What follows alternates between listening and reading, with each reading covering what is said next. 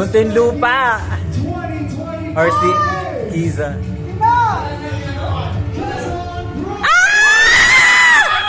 Sabi ko na!